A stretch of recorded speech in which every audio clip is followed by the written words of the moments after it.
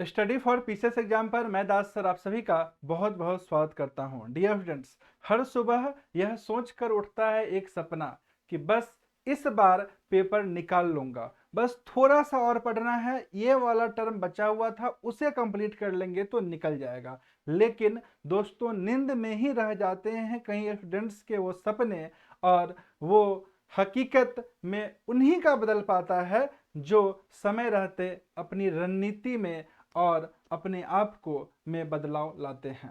दोस्तों, अगर आप भी जी तोड़ मेहनत किए हैं, दिन रात पढ़ाई किए हैं, लेकिन फिर भी एग्जाम में फेल हुए हैं या फिर एग्जाम में असफल हुए हैं, तो ये वीडियो आपके लिए है।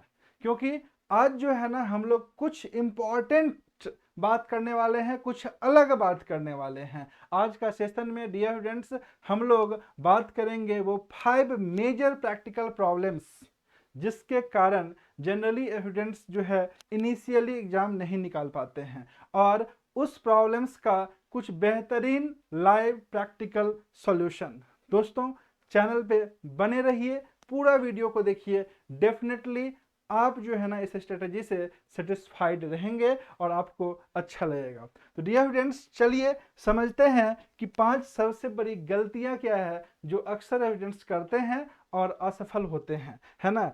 डियर स्टूडेंट्स, क्यों फेल होते हैं, इसका रियल कारण क्या है? इसका रियल कारण अगर हम लोग बोले तो पहला जो मेजर रीजन है ना, वो है सिर्फ पढ़ते हैं समझते नहीं हैं। आप जो है ना पढ़ते हैं समझते नहीं हैं। कई स्टूडेंट्स तो जीके जीएस को रटने वाला सब्जेक्ट बोल करके रट लेते हैं, झारखंड लाइन बाय लाइन रट लेते हैं। और देखिए, कल ही फॉरेस्ट रेंज ऑफिसर का एग्जाम हुआ था, बहुत सारा कॉन्सेप्चुअल क्वेश्चंस आते हुए भी गलत करके आए हैं। तो मतलब ये हुआ कि आपको पढ़ना तो है ही, लेकिन समझना भी है।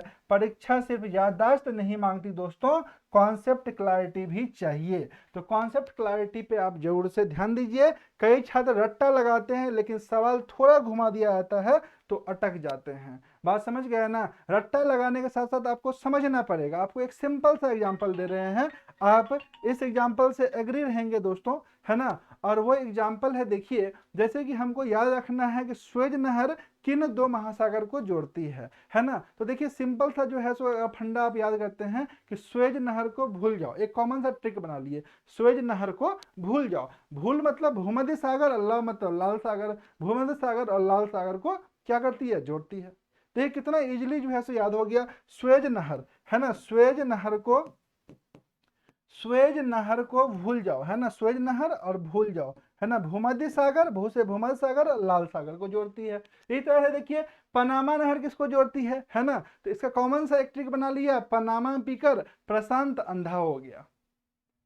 देखिए, कहीं से भी आपको ट्रिक्स अप्लाई कर देना है। अगर बना पा रहे हैं, कुछ कुछ कोड वर्ड बनाइए, है ना, और समझ के पढ़िए। डेफिनेटली आप अच्छा पोजीशन में होइएगा और लंबे समय तक दोस्तों फैक्ट्स याद रहेगा, जिससे सिलेक्शन होता है। समझ गए ना? अब देखिए, कल ही जयप्रकाश नारायण जो है हजारीबाग जेल से कब भागे थे, क्वेश्चंस पूछा, बहुत सारे स्टूडेंट गड़बड़ा गया। ऐसा बात नहीं है कि पढ़ा हुआ नहीं, आपका जीएस में पढ़ा हुआ है, लेकिन आपने डायरेक्ट याद कर लिया, बस याद कर लिया। तो याद कीजिएगा तो जरूरी थोड़े है 6 महीना तक आपको याद रहेगा।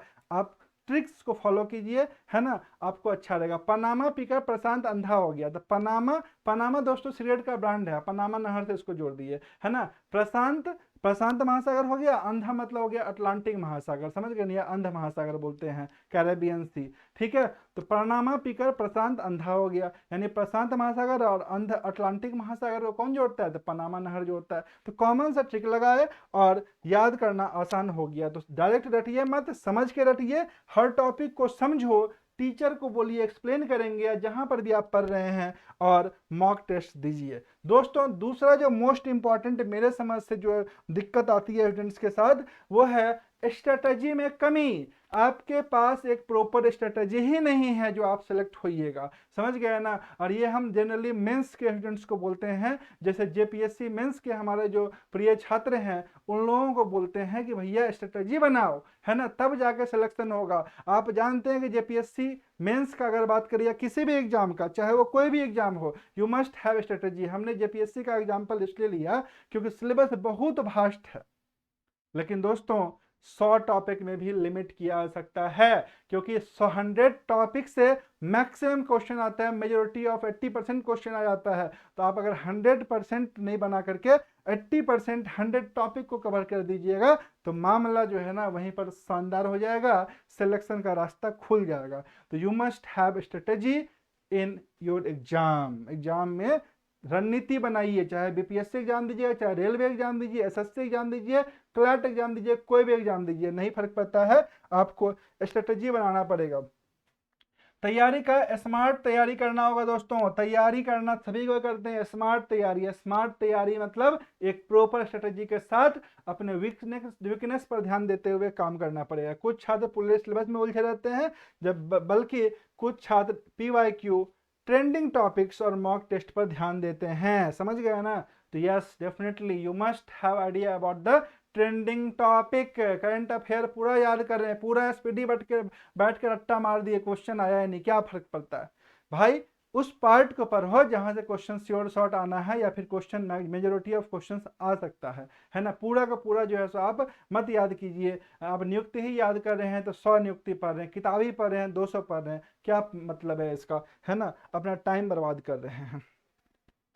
तो सिलेबस बड़ा है लेकिन सिलेक्टिव होता है, तो सिलेक्ट करके पढ़िए, स्मार्ट टारगेट बनाइए, है ना। वीक 1 का टारगेट लीजिए, कुछ history plus PYQ, polity plus उसका मॉक, इस टाइप से, है ना। और दोस्तों सबसे बड़ा जो इम्पोर्टेंट जो है दिक्कत आता है वो है कंसिस्टेंसी में कमी। अगर आप कंसिस्टेंट नहीं हैं तो फिर पूरा मामला गड़बड़ है। आप 8 घंटा मत पढ़िए, आप 4 ही घंटा पढ़िए, लेकिन मेरे समझ से आप डेली पढ़िए, एक रूटीन में पढ़िए, अपना जो स्ट्रेटजी बनाए हैं उसको फॉलो कीजिए दोस्तों, है ना।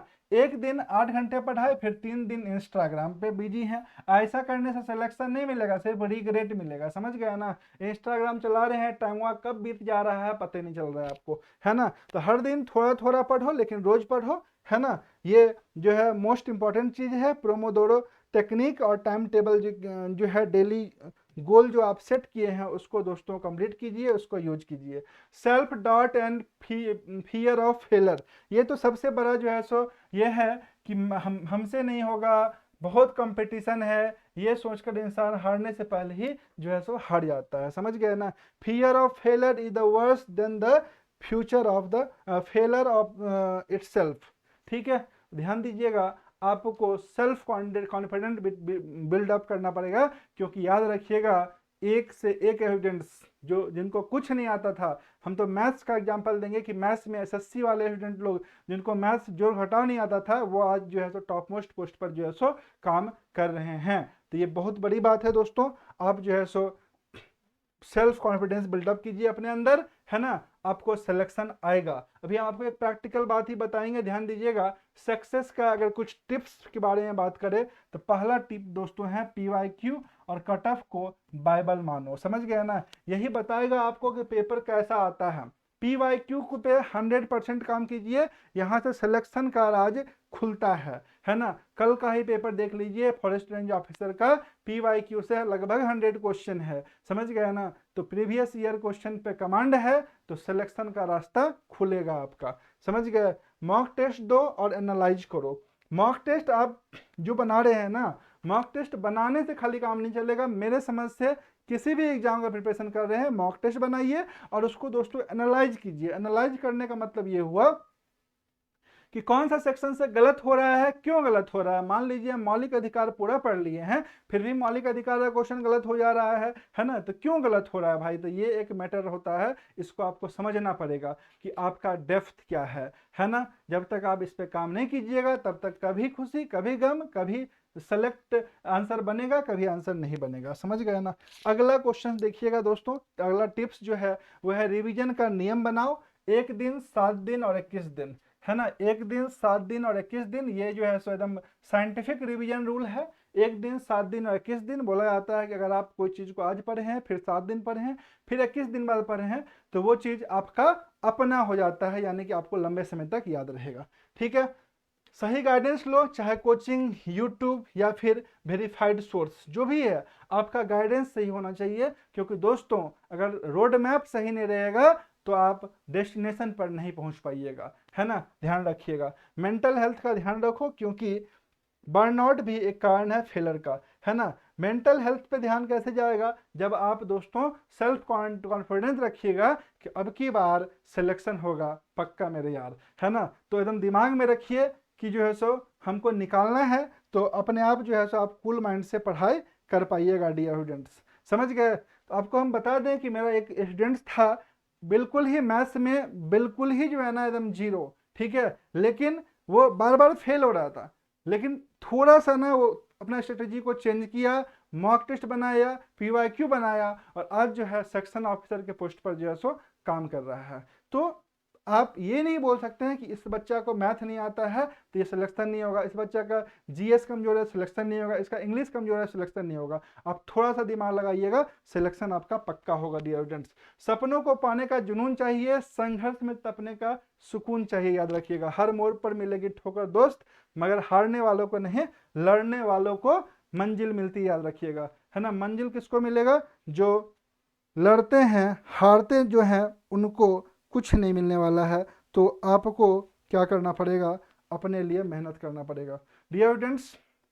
अगर आप चाहते हैं इस बार आपका सिलेक्शन हो तो अपने आप को परखिए, अपनी रणनीति में बदलाव लाइए, अपना सोच बदलिए, अपना अप्रोच बदलिए, और देखिए इस बार आप भी सेलेक्टेड स्टूडेंट्स के लिस्ट में होइएगा। तो दोस्तों आई होप सो कि ये वीडियो आपको डेफिनेटली मोटिवेट किया होगा, आपको थोड़ा सा अपने स्ट्रेटजी बदलने में मदद जरूर किया होगा। तो अगर अच्छा लगा तो लाइक कीजिए, शेयर कीजिए, और कमेंट में लिखिएगा इस बार सिलेक्शन पक्का। Thank you.